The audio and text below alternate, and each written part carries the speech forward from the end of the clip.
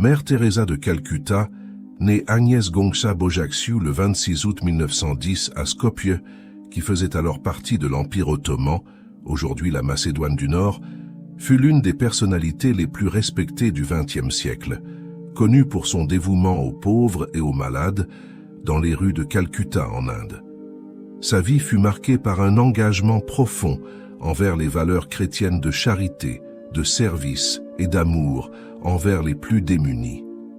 Voici son histoire, une trajectoire de foi, de défis et de compassion. Agnès était la plus jeune de 3 enfants d'une famille catholique albanaise pratiquante. Son père, Nicolas, était un homme d'affaires prospère et impliqué dans la politique locale. Cependant, la vie de la famille changea brusquement lorsqu'il mourut subitement, alors qu'Agnès n'avait que 8 ans. Cet événement eut un impact profond sur sa mère, Drana, qui, malgré les difficultés financières, resta dévouée à sa foi et à la charité, offrant soutien et nourriture aux plus démunis de la communauté. Drana incarnait le service et l'amour du prochain, une influence indéniable sur Agnès durant son enfance. Très tôt, Agnès montra un vif intérêt pour la spiritualité et ressentit l'appel de servir Dieu. À l'âge de 12 ans, elle savait déjà qu'elle voulait se consacrer à la vie religieuse. À 18 ans, elle quitta son foyer et sa famille pour rejoindre la congrégation des Sœurs de Notre-Dame de Lorette en Irlande, où elle adopta le nom de Teresa, en hommage à Sainte Thérèse de Lisieux, patronne des missions. En 1929, Mère Teresa fut envoyée en Inde pour commencer son noviciat et devint rapidement enseignante dans une école dirigée par les Sœurs de Lorette à Calcutta. Pendant près de 20 ans, elle enseigna la géographie et le catéchisme à des filles issues de familles aisées. La vie au sein de Lorette était régie par la discipline, la prière et l'enseignement. Bien que Teresa fût une excellente éducatrice, son regard se tournait de plus en plus vers la pauvreté accablante qui entourait le couvent. Cependant, en 1946, lors d'un voyage en train entre Calcutta et Darjeeling, Mère Teresa eut ce qu'elle qualifia plus tard de l'appel dans l'appel. Elle sentit une impulsion spirituelle à quitter la sécurité relative du couvent pour se consacrer directement aux pauvres et malades des rues de Calcutta.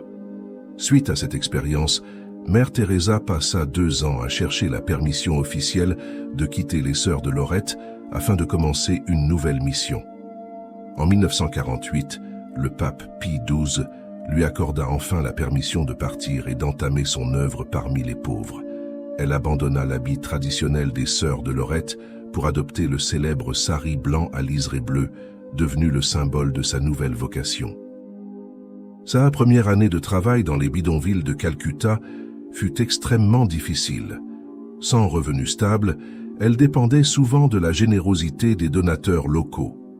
Mère Teresa commença par enseigner aux enfants pauvres à lire en traçant des lettres sur le sol avec des bâtons et à soigner les malades et affamés qu'elle rencontrait dans les rues. Petit à petit, d'autres jeunes femmes se joignirent à elle dans sa mission. En 1950, Mère Teresa fonda officiellement la Congrégation des missionnaires de la charité, avec pour mission de servir les plus pauvres parmi les pauvres. L'ordre se développa rapidement, attirant des vocations et des dons, permettant ainsi l'ouverture de nouveaux centres d'aide. Les missionnaires de la charité s'occupèrent de divers services, hôpitaux, orphelinats, refuges pour lépreux et hospices pour les mourants. Mère Teresa croyait que la dignité de chaque personne, quelle que soit sa condition, était sacrée.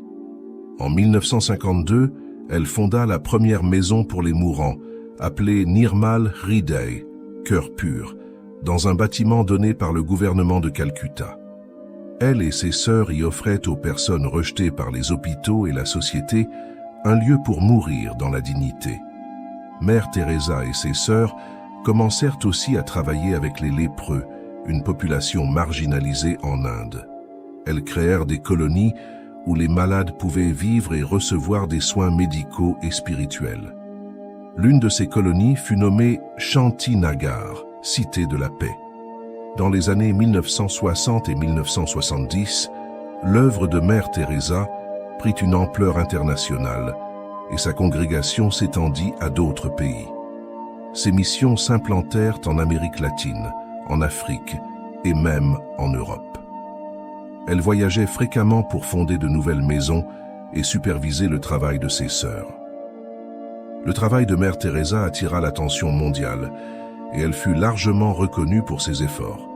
En 1962, elle reçut le prix Ramon Magsaysay, considéré comme le Nobel asiatique, pour son action humanitaire. En 1971, le pape Paul VI lui remit le premier prix de la paix Jean XXIII, saluant son dévouement à travailler pour les plus pauvres.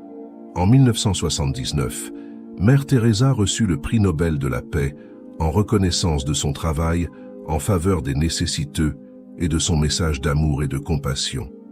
Lors de la cérémonie à Oslo, elle refusa le banquet traditionnel et demanda que les fonds soient utilisés pour aider les pauvres en Inde.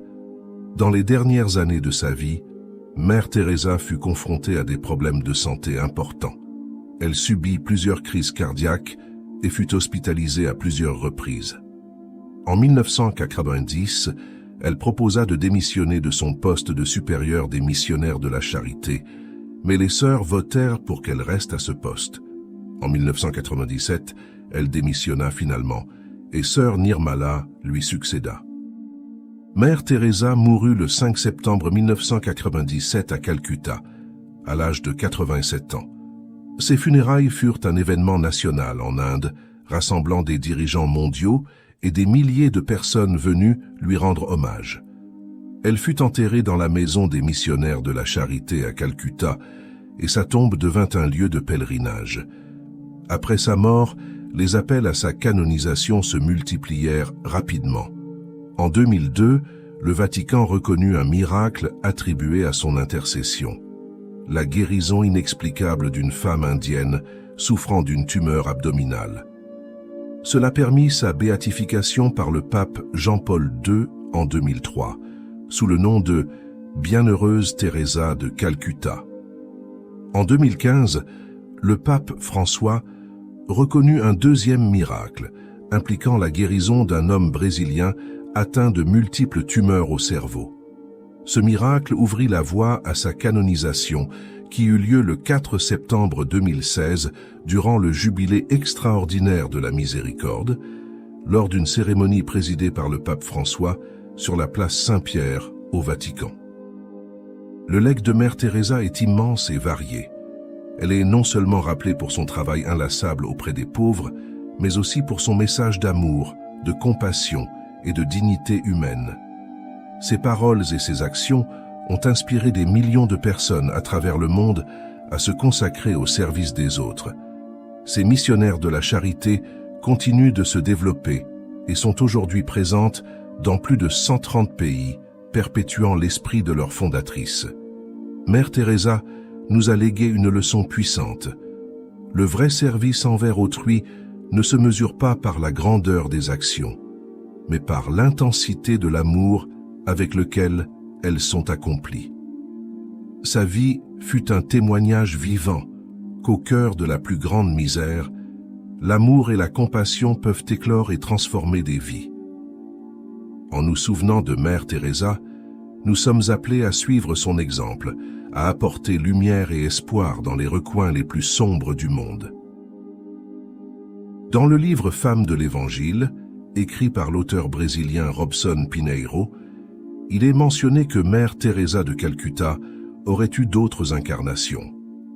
Au XVIe siècle, elle aurait été Teresa d'Avila, canonisée plus tard sous le nom de Sainte Teresa d'Avila, célèbre pour l'immense héritage qu'elle a laissé à l'humanité. Teresa d'Avila a entrepris une grande réforme au sein de l'ordre des Carmélites déchaussés.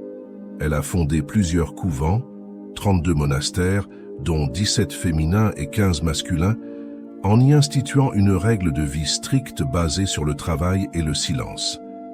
Sainte Teresa était considérée comme très intelligente et a laissé plusieurs œuvres écrites telles que le livre de la vie, le chemin de la perfection, les demeures et les fondations, parmi d'autres. En plus de son génie littéraire et spirituel, Elle possédait également le don de prédire l'avenir et de lire les consciences des personnes. Si vous avez été inspiré par l'incroyable histoire d'amour et de service de Mère Teresa, n'hésitez pas à vous abonner à notre chaîne. Nous continuons à partager des récits émouvants de figures qui ont changé le monde par leurs actes de bonté et de compassion. Activez la cloche pour ne pas manquer nos prochaines vidéos et partagez ce message d'espoir avec vos amis. Rejoignez-nous dans cette aventure d'inspiration et d'impact.